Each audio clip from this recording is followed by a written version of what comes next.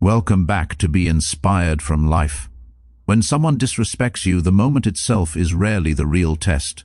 The real test happens inside you, in that split second when your ego flares up and your emotions rush forward, demanding a reaction.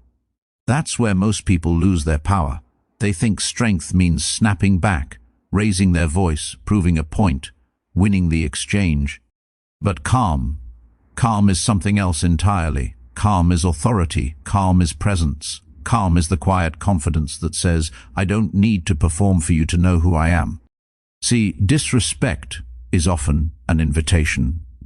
It's an invitation to step down from your center and enter someone else's chaos. The moment you accept that invitation by reacting emotionally, you've already given them what they wanted. You've handed over control. Stoic wisdom teaches us something uncomfortable but powerful. No one can disrespect you unless you agree to be disrespected internally first. The words may come from them, but the meaning you attach to those words, that part is yours. And when you master that, everything changes. Think about the people you truly respect in life, the ones who command a room without raising their voice, the ones who don't rush to explain themselves, the ones whose silence can be louder than someone else's shouting. They don't scramble for validation, they don't chase approval. Their calm isn't weakness, it's discipline. It's the result of knowing exactly who they are, so no outside comment can shake their foundation. When you respond calmly to disrespect, you do something remarkable. You interrupt the pattern. Most people expect resistance, anger, or defensiveness. They're ready for an argument, they're prepared for a fight. But when you meet disrespect with composure, with steady eyes and an even tone, you create uncertainty. And uncertainty is where power shifts. Suddenly, they're no longer controlling the moment. You are.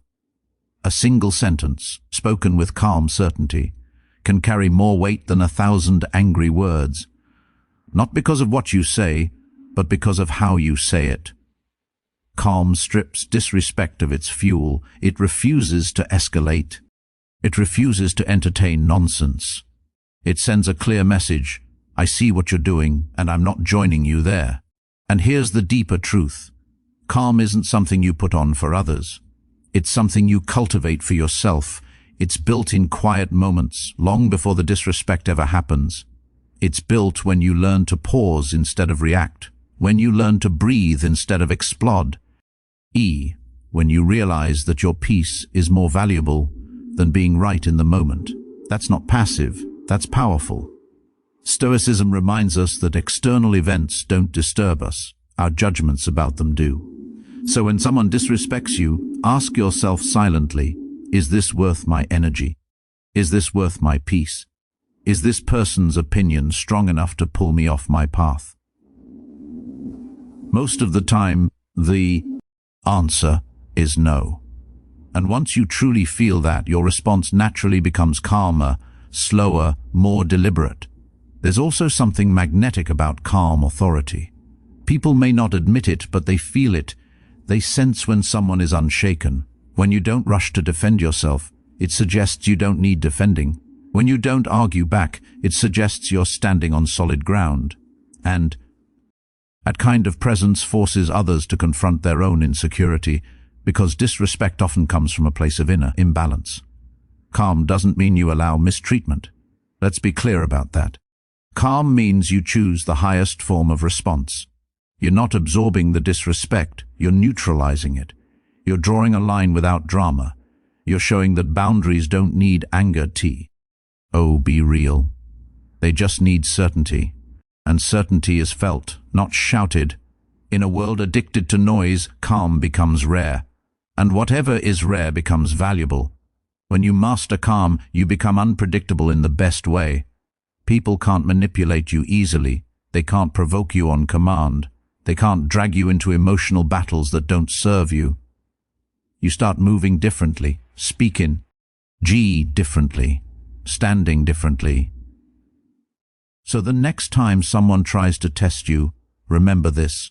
You don't need to match their energy to prove your worth. You don't need volume to have weight. You don't need chaos to show strength. The most powerful response is often the quietest one, the one that comes from deep self-control, not wounded pride.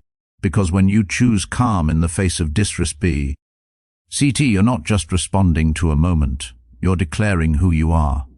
And nothing is more intimidating than someone who knows that and refuses to be moved.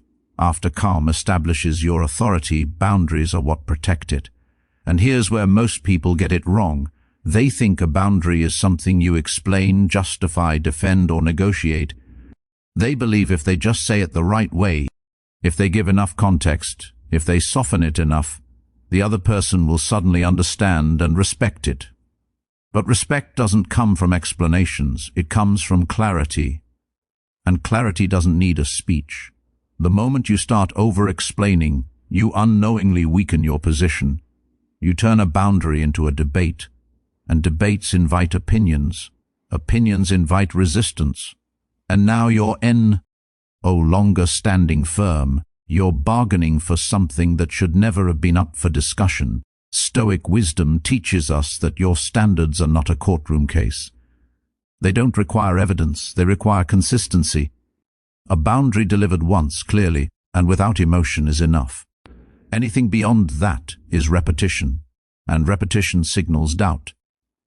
When you repeat yourself, you suggest the first statement wasn't final, and people, especially those who test limits, notice that immediately. They push further, not because they don't understand, but because they sense an opening. There's a quiet strength in saying something one time, and then letting your actions do the rest. No chasing, no reminders, no emotional follow-up, just alignment between your words and your behavior. The tease when a boundary stops being a statement and becomes a reality. Silence after a boundary is not avoidance, it's completion. It's the punctuation mark at the end of a sentence that says, "This conversation is over." Most people fear silence because they mistake it for weakness. But silence, when used intentionally, is one of the most powerful tools you have. It forces the other person to sit with what was said. It denies them the reaction they were hoping for. And it keeps you in control of your energy. Understand this. You are not responsible for how someone reacts to your boundary. You are only responsible for honoring it yourself. If they get uncomfortable, defensive, or angry, that's not a sign you did something wrong. It's a sign you touched a limit they were benefiting from crossing. People who respect you don't need long explanations. People who don't respect you will never be satisfied with them. That's why Stoicism emphasizes internal integrity over external approval. You don't need permission to protect your peace. You don't need validation to uphold your standards. The moment you look for those things, you've already compromised the boundary. There's also something deeply grounding about knowing when to disengage. Not every situation deserves your presence. Not every comment deserves your response. Walking away, emotionally or physically, is not losing. It's choosing not to waste time proving something to someone who has already shown you who they are. And here's the truth. Most people avoid. Boundaries reveal they don't change. When you set one, you discover who respects you and who was only comfortable with you when you were flexible at your own expense. That information is valuable. It shows you where to invest your energy and where to withdraw it. When you stop explaining yourself, something shifts internally. You stop seeking agreement and start standing in alignment. You speak slower. You move with more intention. You no longer feel the urge to convince anyone of your worth because you're no longer questioning it yourself. This doesn't mean you become cold or distant. It means you become clear. Warmth without boundaries leads to exhaustion. Boundaries without calm lead to conflict. But calm boundaries, that combination, is where true strength lives.